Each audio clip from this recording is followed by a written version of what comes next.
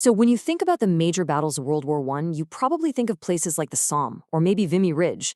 But what if I told you that one of the most critical learning moments for the Canadian Corps was a battle you've probably never even heard of? We're talking about the Battle of Mont Sorrel in June of 1916. It was this absolutely brutal two-week fight that was, in many ways, a baptism by fire, and it would completely change how Canadians waged war. And this whole story really forces us to ask a pretty tough question, because the story of Mont Sorrel isn't just about winning or losing. It's about how an army, fresh off a catastrophic failure, had to completely reinvent itself right there in the middle of the fight. So let's dig in. All right, so picture this. We're in the Ypres salient in Belgium, June 1916. The Canadian Corps is dug in, holding this little ridge with a few key hills: Mont Sorrel, Tortop, and Hill 61. Now, these weren't exactly mountains, but in the pancake-flat terrain of Flanders, controlling even a tiny bit of high ground was absolutely everything. And here's why that mattered so much.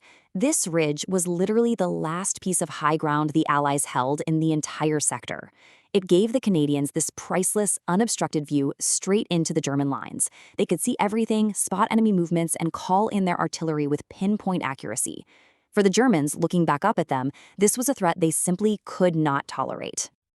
So the German plan was pretty clever. It had two main goals. The first one, obviously, was to grab that high ground and basically blind the Allies in the area.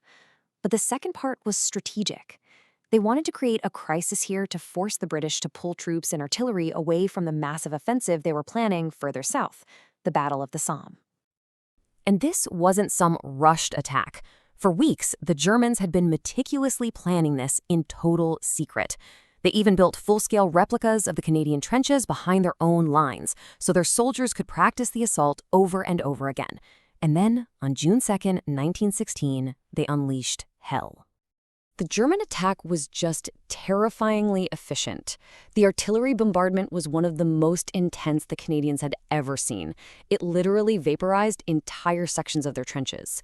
Then, at exactly 1 p.m., the ground itself just erupted as 4 enormous mines detonated right under the Canadian positions. And through all that smoke and chaos, the German infantry poured in. In just a few hours, the high ground was gone. The Canadian line was completely shattered. And just when you thought it couldn't get any worse, it did. In an unbelievable stroke of bad luck, the two highest-ranking Canadian officers at the front, Major General Mercer and Brigadier General Williams, were both caught in that same bombardment. Mercer was killed, Williams was wounded and captured. So for several absolutely critical hours, the entire 3rd Canadian Division was completely leaderless. With their positions overrun and their command structure just gone, the Canadians knew they had to hit back, and fast. But that first attempt, it would only make the disaster worse. A desperate counterattack was thrown together for the very next day, June 3rd. It was everything an attack shouldn't be. It was rushed, it was poorly coordinated, and it was launched in broad daylight. Just try to imagine being one of those soldiers, ordered to run across hundreds of yards of open ground with almost no artillery support straight into German machine guns. It was an absolute slaughter. The attack failed miserably, with horrific casualties and zero ground gained. And this right here, this is the moment the entire story pivots. The new commander of the Canadian Corps, a British officer named Julian Byng, and his brilliant Canadian subordinate, Arthur Currie, they looked at this bloody mess and knew they couldn't just try the same thing again. They needed a totally new way of fighting. And you can see the difference right here. It's night and day. That first failed attack was pure impulse. The second one, planned meticulously over the next 10 days, was its polar opposite. Byng and Currie realized that courage wasn't enough. To win, you needed a plan, you needed preparation, and most of all, you needed to use overwhelming, systematic artillery fire to obliterate the enemy's defenses before your infantry even moved. And when we say overwhelming, we really mean it.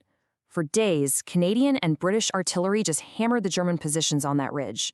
On June 12th alone, they subjected the Germans to 10 continuous hours of bombardment. It just pulverized their trenches and shattered their morale. Then, in the pre-dawn darkness of June 13th, the guns went quiet for just a moment before unleashing one last devastating barrage. Behind a thick wall of smoke, the Canadian infantry moved forward. The Germans, who were just completely stunned and shell-shocked, were taken by surprise. The Canadians retook all the vital high ground in just over an hour. It was incredible.